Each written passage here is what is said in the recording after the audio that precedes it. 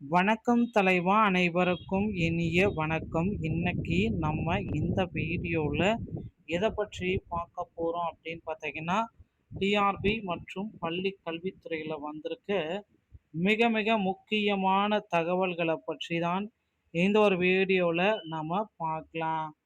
So டிஆர்பியில் தற்சமயம் பார்த்தீங்கன்னா இந்த காமன் டெட்டுடைய அறிவிப்புகள் எப்பொழுது வரும், ஸோ இதை பற்றி இந்த ஒரு வீடியோவில் நம்ம பார்க்கலாம். மேலும் இந்த பிஜிடிஆர்பி உடைய 2ஆம் கட்ட சிவி லிஸ்ட்டு மிக குழப்பமாக இருக்குது.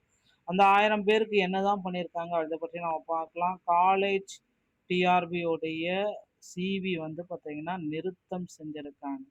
எல்லாமே இந்த வீடியோவில் நான் இப்போ உங்களுக்கு கிளியர் கட்டாக எக்ஸ்பிளைன் பண்ண போகிறேன். நீங்கள் நம்முடைய சேனலில் முதல் முறையாக பார்க்குறீங்க அப்படின்னா மறக்காமல் ஒரு சப்ஸ்கிரைப் அண்ட் பெல்லை கிளிக் பண்ணி வச்சுக்கோங்க. வாங்க வீடியோக்குள்ளே போகலாம் நண்பர்களே.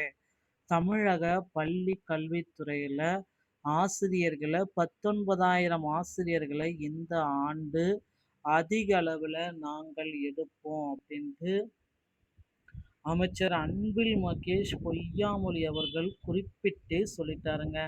ஸோ அவர் குறிப்பிட்டு சொல்கிற மாதிரி அதிக அளவில் ஆசிரியர் பணியிடங்கள் தமிழக ஆசிரியர் வரலாற்றில் இல்லாத அளவுக்கு எடுக்க போகிறதாக தகவல்கள் நமக்கு வந்த வண்ணம் இருக்குது.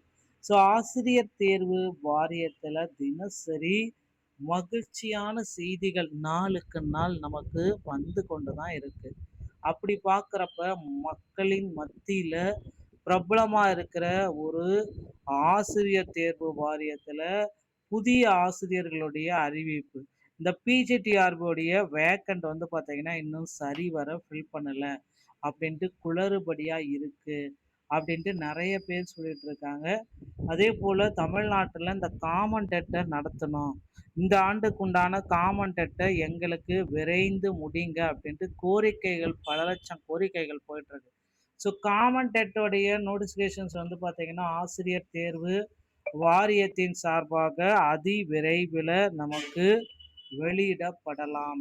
ஸோ காமன் டெட் எழுதுறதுக்கு இப்போ நீங்கள் உங்களை தயார்படுத்தி கொள்ளுங்கள் மக்களே.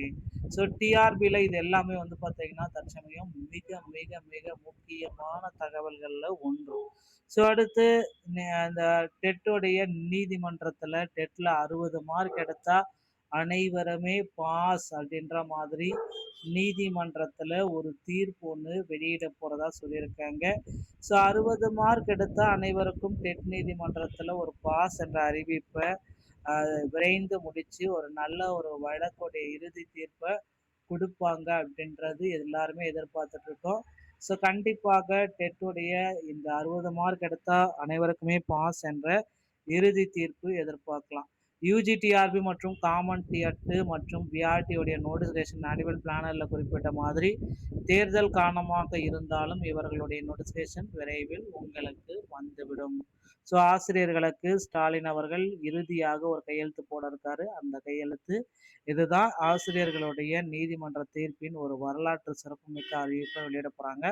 2013 டெட் பாஸ் பண்ணவங்களுக்கு உண்டான போஸ்டிங்கும் பகுதி நேர ஆசிரியர்களுக்கு உண்டான பணி நிரந்தர ஆணையம் ஆசிரியர் தேர்வாயத்தின் சார்பாக வெளியிட போகிறாங்க. ஆசிரியர்களுக்கு ஒரு 4 முக்கியமான அறிவிப்புகளை விரைந்து திமுக அரசு கண்டிப்பாக முடிக்க போகிறாங்க. ஸோ தேர்தல் வாக்குறுதிகளில் குறிப்பிட்ட ஒரு சில முக்கியமான முடிவுகள் ஆசிரியர்களுக்கு இந்த டைம் நன்மை பயக்கக்கூடிய செய்திகளாக வளருங்க.